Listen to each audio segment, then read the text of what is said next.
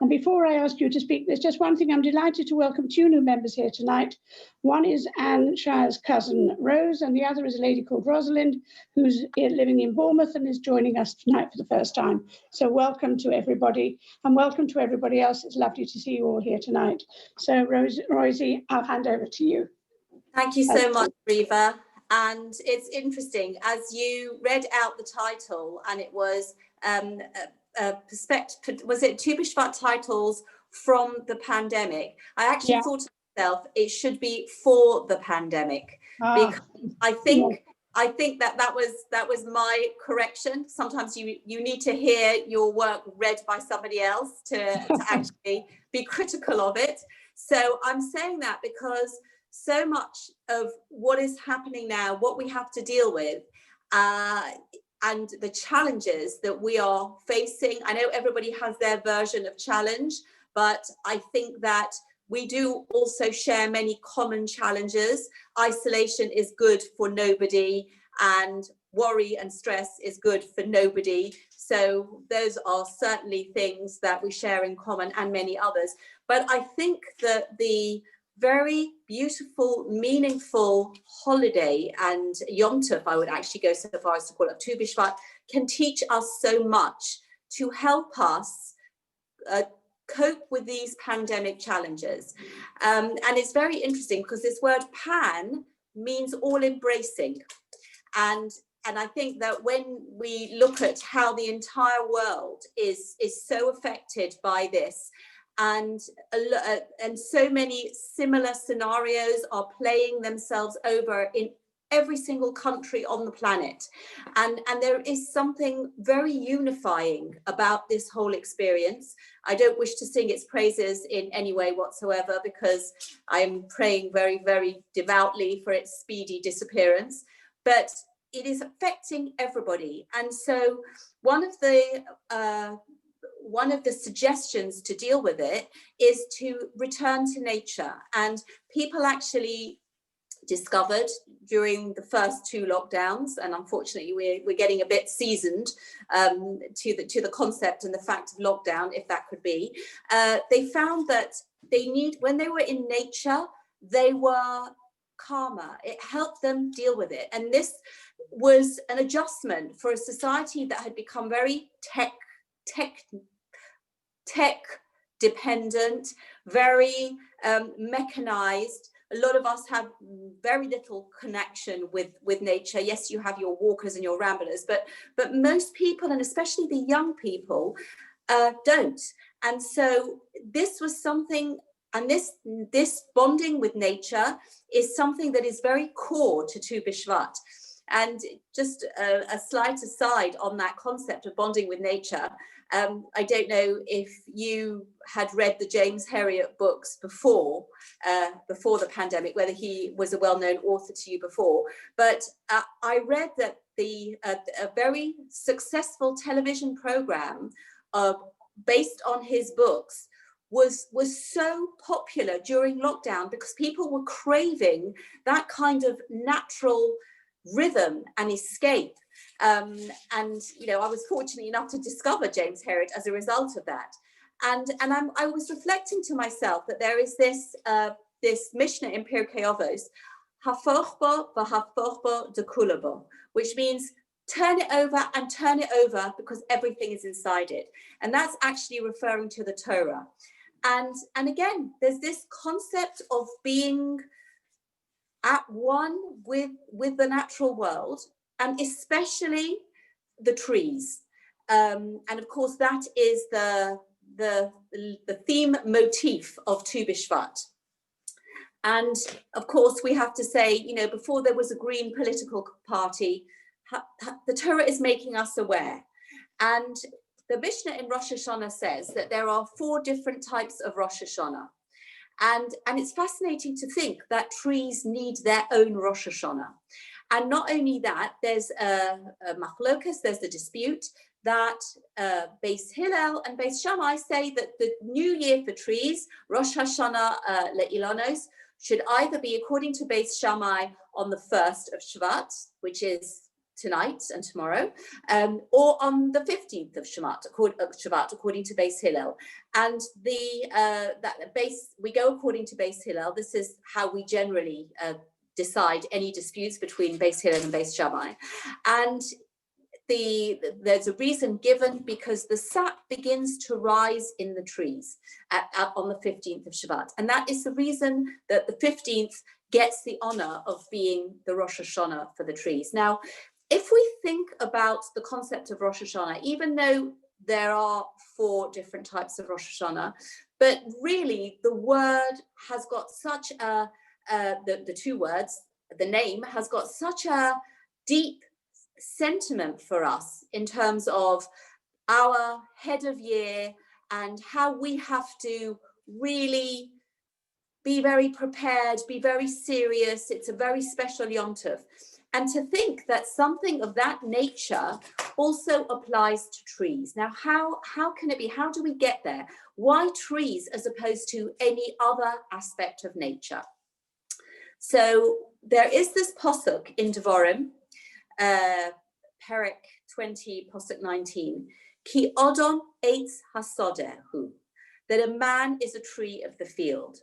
And there are many similarities between man and between trees. So I would say, if we would start at the very beginning, the tree begins with its roots. The roots, although they're below ground, they are the lifeline that connects the tree to its source, to its nutrients, to the soil. Without strong, healthy roots, the tree cannot survive.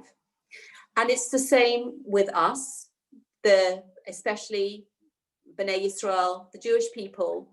Our roots are the Torah. And without the Torah, we cannot survive. And so we need that as our basis. We share that in common with the trees. And we also have this carrying on the metaphor. Then on the surface, on the ground level, we see the bark. Now, the bark is the trunk, the bark is actually the external cover. The trunk is what connects the roots to the branches, and then the branches to the leaves.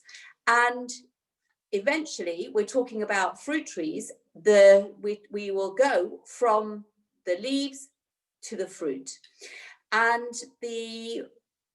our connection through the trunk is, there is every single part of the tree has a function. The tree is raised up by the bark, by the trunk, and then the branches and the leaves are going to be intrinsic parts. They are what is shared with the world, if you like, because everything, that is below ground is not seen, but it is that growing up and spreading out, because what we're doing with our roots, we're not content to just be under the ground, rooted in the ground. We need to share that. We need to spread that. And then when we have this metaphor, or when we actually see the tree, how it is taking what is below ground and bringing it above ground, not only bringing it above ground, but producing fruits. And that is intrinsic to the tree, intrinsic to the fruit tree, and intrinsic to us as human beings. And, it's a very touchy-feely visualization. And sometimes, you've got this hug a tree concept that is associated with people who are very much into the natural world. But actually, the Torah is telling us to do just that. And this beautiful holiday of Yom Tov, of Tu B'Shvat, people actually also have a Seder on Tu B'Shvat. So again, that's linking Tu B'Shvat with Pesach, with the Seder night, which is the foundation of our nation. When we are thinking about Tu B'Shvat in these terms of Rosh Hashanah, of Pesach, we are giving it such an elevated status that you really need to sort of focus in on that. And the important thing, as we've gone through the whole tree metaphor, from the roots, trunk, branches, leaves, we need to produce fruit. What is the fruit that we produce? The best fruit that we could possibly produce is the fruit of our mitzvahs, the fruit of our sharing the word of Hashem, the fruit of the children, the fruit of any people that we touch in our lives, touch in the well, no longer in the literal sense, but in the metaphorical sense, to reach out to cause goodness to flow through everything. That is our raison d'etre. It is the fruits of these trees, and this is something that that we are absolutely focusing on when we talk about Tu B'Shvat. Now, the interesting thing is we have this beautiful pasuk that we sing in Shul, Eitz Chaim hi lamachazikin bo. Not only is the Torah compared, is man compared to a tree, but the Torah is compared to a living tree for those who hold on to it, who are connected to it. And I think, again, to think of the tree in this very, very elevated way, that the tree should be used as the vehicle for expressing this connection to Torah is the hugest compliment for the tree. Now, very interesting, although there is a general prohibition against Bal Tashchis, that is, we are not allowed to just destroy for destruction's sake of anything in the world. We have to view everything in the world, everything of our material possessions. This is something that we learned from Yaakov Avinu, who went back for the Pachim Katanim. He went back for the little jars in Vayishlach, I believe. And, you know, one of the comments is that everything is considered valuable. And this concept is very widespread, that we are not allowed to waste anything. We're not allowed to destroy anything unless we are doing it in order to create for constructive purposes. And this concept is taken to an even higher level when it comes to trees. And you are not, and I don't know if anybody has ever done building work, and there's a fruit tree there, you are not allowed to destroy a fruit tree except under very limited circumstances. And I think that this is, again, something that underscores the value of fruit trees. And, you know, a broader, you know, fruit trees are very specific because of the gifts of the fruit that they produce. And the concept of Sadiqim, righteous people, again, so far we've got man is a tree of the field, we've got Eitz Chaim hi, the tree is the Torah, and then we also have the idea that Sadiqim are compared to trees, and Sadiq katamar yifrach, the Sadiq should flower like a blossom, like a date palm. And it's very interesting because the wicked are compared to grass. And the question is, you know, again, going back to this idea of the Rosh Hashanah, why is it just trees? Why isn't it bushes or fruits that grow from the ground? What is it that's so fundamental, so core about the tree? So the thing about the tree is that it's not just a one-season wonder. Anybody that plants a tree is doing it for the future. We have the tree, you know, it will take a while to grow, it will take a while to produce fruit. And all of that time, it is looked upon as a long-term investment. It is something that is ongoing. And there's a very beautiful song, Ilan, Ilan, tree, oh tree, by what shall I bless you? And if I say, you know, the blessing was that your fruits should be like you. And this is a famous song, and for anybody who does Israeli dancing, it's also a very beautiful dance, worth going on YouTube to have a look. So yes, you know, the tree could not be blessed, but you know that you should have wonderful shade. You have wonderful shade. You know, you are a beautiful tree. But my blessing that I can give to you is that your fruits should be as beautiful as you are. And I think that this is the concept, this is maybe the explanation why trees are treated in, literally punned, in this way. And to just compare them to grasses. Now, grasses are one season. A crop that is sown, that grows from the ground, will have to be sown every single year. It doesn't have that longevity. It doesn't have that looking ahead in time. And so I think that this is a very, very fundamental part of Tu B'Shvat. And I think that all of these messages are so relevant. And I think that when we see ourselves as rooted in the Torah, and we feel that connection, and especially in times of challenge and in times of individual challenge, in times of communal challenge, that so many people are going through at the moment. And I think that it is such a beautiful way to help us get in touch with our roots. And also, as we see ourselves as trees, as more than one season, we are the future, all of us. Every moment of our lives, although nobody can predict the future, every moment of our lives, we're thinking, we're looking ahead, we're planning, we could do something. And even though our options are limited at the moment, Baruch Hashem, the gift of technology, and although technology has its downsides as well, but it is a huge gift, and it has enabled people to stay connected. You can be in touch with people, you can phone people, you can Zoom people, and you can still connect to them safely and do mitzvahs like that. These are our fruits.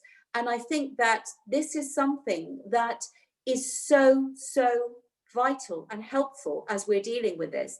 And I think it's also that hope, that courage. It just gives us that, whether we're able to go outside or look outside the window and see some greenery and get encouragement from that discovery that so many people have found over the past some coming up to a year, 11 months. And we are just able to get that calming effect of Hashem's beautiful world and the miraculous creations. Excuse me. And there's no such thing as just a tree.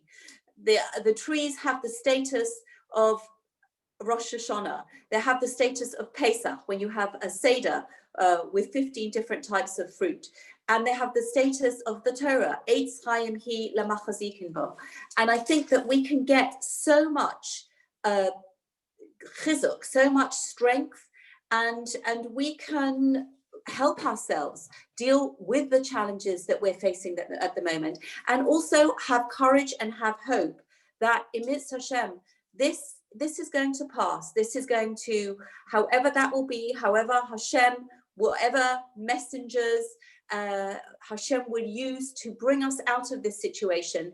The perennial message of Tu B'Shvat is just so key in finding our center, our core. You know, we often talk about core in terms of exercise and how important it is to have a strong core physically. And I think it is so important to have a strong core spiritually, especially when it comes to dealing with all of the challenges that we're facing at the moment. And I think Tu B'Shvat is a perfect way to have that strong core, to feel part of the tree of life. The tree of life, Eitz Chaim Hi, the tree of the Torah, the tree of ourselves. How as long as we are rooted in our faith, in our values, and we are spreading that message outwards like the branches and the leaves and the fruit of the trees, then we are going to fulfill our mission, our purpose in this world. And that is our tachlis, and that is something that can always help us feel stronger and more capable, whatever we are going through at the moment. And I think that these are messengers that have been with us since the beginning of time. And of course, literally at the beginning of time, we have the concept of Gan Eden, that we have the Eitz HaChaim and the Eitz Hadas. And although there was a fall from grace that came from eating the fruits of those particular trees, when we eat the permitted fruits, not the forbidden fruits, and we make a bracha, we bless Barei Peri Ha'etz, the blessed is the creator of the fruit of the trees, then we are in some way correcting. There's a tikkun. There is a repair of that fault of what happened in Gan Eden. And although we think of that fault in terms of Adam Harishon, of Adam and Chava and Eve, but really, I think that they are representative of all of us human beings. And we're often having the wrong foci. We are saying and doing things that aren't necessarily right. And so when we say Bore Puri Ha'etz, when we celebrate this beautiful holiday of Tu B'Shvat in the right way, then we are in some way correcting the original fault that occurred in Gan Eden. And as such, we are, please God, going to be setting in motion that beautiful pathway to Geula. And I think it's really, I apologize, I need to leave at 8:30, but I think that when we end, if we can end with sincere prayers for a refuah shalema to everybody who needs one, to everybody who is unwell. And I think that by eating the beautiful fruits, which have so many vitamins and minerals inside them that are, are health giving, that please God, it should restore everybody to health and to well-being. And we should be able to connect with people as we need to connect with people, as is so fundamental to the human condition. And it is so hard for people of every generation, of every stage of life at the moment. But I think that if we're looking at Tu B'Shvat, if we're really internalizing all of these messages, all of these connections, we can really use it to make ourselves stronger and feel more charged, more able to manage the current challenges. Please God, hope that they will pass, and we are going to be able to carry on and be able to live healthily and without fear that at the moment is so all pervasive. And so I wish everybody a very wonderful Chodesh Shvat, and a very beautiful Tu B'Shvat. And please God, we should all merit to see the correction of the challenges of Gan Eden, and we should all merit to be able to say Eitz Chaim Hi Lamachazikin Bo together in Shul, and that we should appreciate and internalize the messages of the Adam Eitz HaSodeh, that we all see ourselves as trees with roots, trunks, branches, leaves, and very beautiful fruits. And thank you very, very much for asking me to speak. Thank you. Can you hold on for one moment? I just want to ask, first of all, I forgot to dedicate this year, but I'll do that after we have the vote of thanks, because I do apologise for that. I was in a hurry to get you going. Can I ask Norma just to give a very brief vote of thanks on behalf of us all? Thank you very much. Thank you. Thanks. Are you there, Norma? Is she there? Hello, Roizy. Yes, I'm here. Great. Thank you. Is there